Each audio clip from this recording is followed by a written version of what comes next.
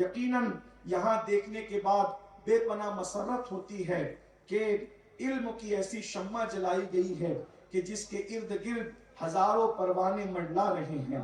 لوگ کہتے ہیں کہ اللہ اکبر، لوگ کہتے ہیں کہ علم زندگی پیدا کرتا ہے، بلکہ علم تو اسلام کی بھی زندگی ہے۔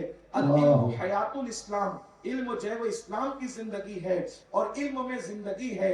حضرت موسیٰ علیہ السلام علم والے کے پاس گئے تو مردہ مچھلی زندہ ہو گئی۔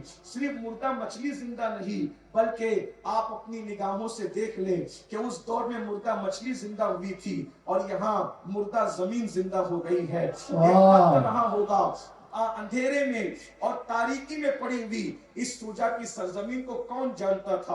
اور یاد رکھنا، گمنام زمینوں پہ مرنے والے بھی گمنام ہو جاتے ہیں، گمنام زمینوں پہ دفن ہونے والے بھی گمنام ہو جاتے ہیں، مگر یہ نبی کے خاندان کی کرامت ہے کہ جب وہ گمنام نبی پر گمنام زمین پہ دفن ہوتے ہیں تو بھی اس زمین کو وہ حیات نو عطا کر دیتے ہیں۔ وہ دفن ہو کر گمنام نہیں ہوتے۔ نجف اشرف کی گمنام زمین پر مولائے کائنات کا مقبرہ بنا، مزار چھپا دیا گیا تھا۔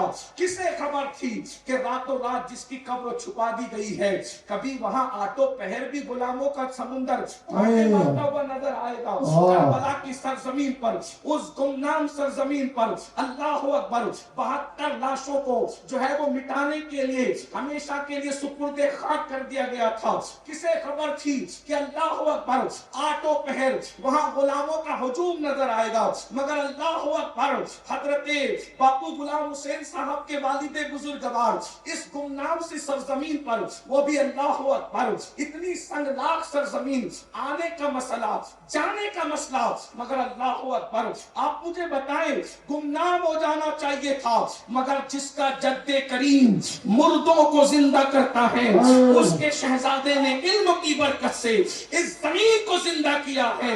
اللہ اکبر جہاں آنے جانے کا تصور نہیں، آج وہاں پر دیکھ لیجئے ہزاروں عاشقان رسول جو ہے اللہ اکبر خراج عقیدت لے کر کے حاضر آئے ہیں۔ میں دعا کرتا ہوں اللہ تبارک و تعالیٰ اس میخانے کو سدا آباد رکھے، نظر بد سے محفوظ رکھے، حاسدین کے حسد سے بچائے، اشرار کے شر سے بچائے۔